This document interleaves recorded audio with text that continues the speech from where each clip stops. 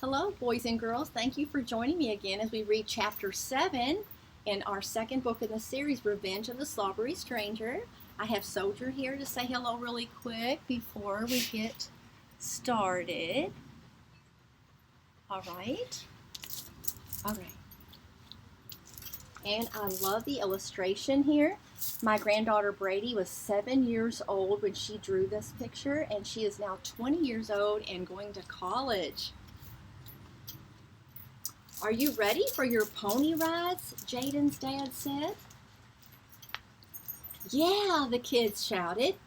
They sprinted across the field toward the white wooden fence where Gus and Mabel were waiting. The ponies were used to children. Jayden, Jordan, Brady, and Chase rode them fairly often. Also, Grandma and Pepaw ran a little business where families could have pony parties for birthdays or just ride the ponies for the fun of it. Gus and Mabel were like neighborhood pets. Kids and their parents around the area sometimes brought carrots and apples for the ponies to munch on. Stone, Sweetie, Homer, and Clara May went out on the back porch to sit in the rocking chairs. We got a call from a reporter at WXYZ News, the detective began. They want to do a follow-up story if you all are up to it. Still so soon, Sweetie interjected.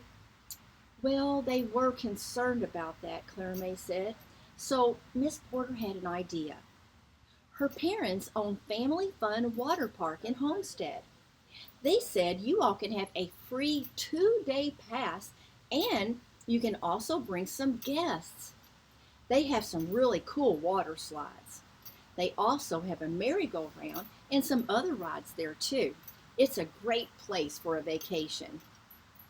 Not only that, Homer added, but the news team has contributed money for you to stay at a very nice hotel right beside the park. It has a pet kennel next door, so Jake and Emily can even bring their puppy. We're sorry to rush you, but the news team would like to film the program on Tuesday if possible, Clara May said. Wow, Stone exclaimed. That's a lot to think about. It's a very kind and generous offer, Sweetie said, but I am concerned about the kids. We'll talk to Jake and Emily, Stone replied. The detective held out his hand to Stone. You can call us later today. We have to head back to Homestead, he said as they shook hands. Thank you again for inviting us here. We'll tell everyone goodbye as we leave, Clara May smiled. After the children finished riding the ponies, they ran toward the trampoline. Come on, Jayden said excitedly. Let's see who can jump the highest. Stone and Sweetie walked over to them. Jake, Emily, we need to talk to you for just a minute, Stone said. Jayden and Brady, you and your little brother run on ahead. Jake and Emily will meet you in a few minutes, Sweetie told them. Your papaw said only 2 people can jump at a time anyway. Yes, ma'am, they yelled as they raced to the trampoline. Stone, Sweetie, and their children sat down on the porch swing together. We need to ask you something, Sweetie said. It's okay to say no if you don't want to do this. The folks at WXYZ News are doing a story on stranger danger to help children and their parents avoid being in a situation like we were in, Stone said. They also want people to see how we're doing now that you have been back home for a couple of weeks. Jake and Emily were speechless for a moment. Stone continued. They were concerned that it might be a little soon, so they offered us and some guests a 2-day pass at a water park there. The park also has a merry-go-round and some other rides. If both of you are comfortable with doing the program, I'll call my boss and see if I can get a few vacation days. How do you all feel about that? Sweetie asked them. I'm okay as long as we're with you, Mom and Dad, Jacob replied. What about you, Emily? Mom said. Would this be a scary thing for you? Well, Sonny Slade is in jail, right? Yes, honey, Mom reassured her.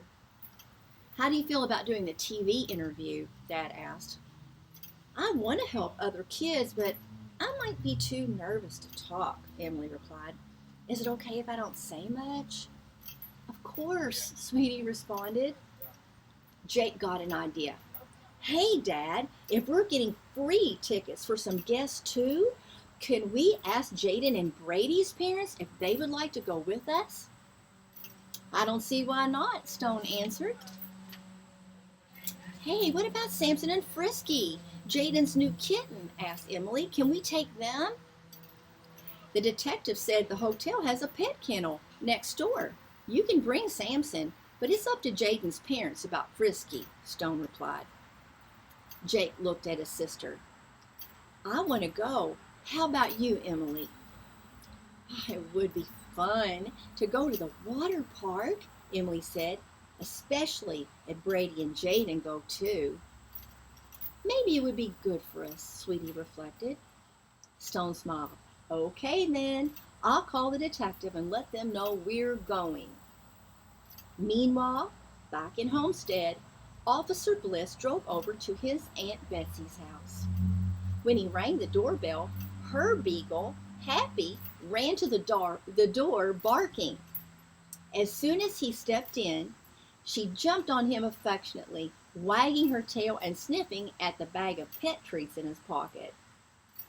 Good to see you, said Clyde. Good to see you, Clyde. You're just in time for dinner, Aunt Betsy said, giving him a kiss on the cheek. I'm not going to turn down an invitation from the best cook in town, he said as he wrapped his arms around her. Your barbecued pork chops can't be beat. Thank you, dear, Aunt Betsy giggled. Clyde pulled out the treat bag and gave a doggy biscuit to Happy. Then he walked into the dining room. Sunshine streamed through the many windows on the beautiful green plants around the room.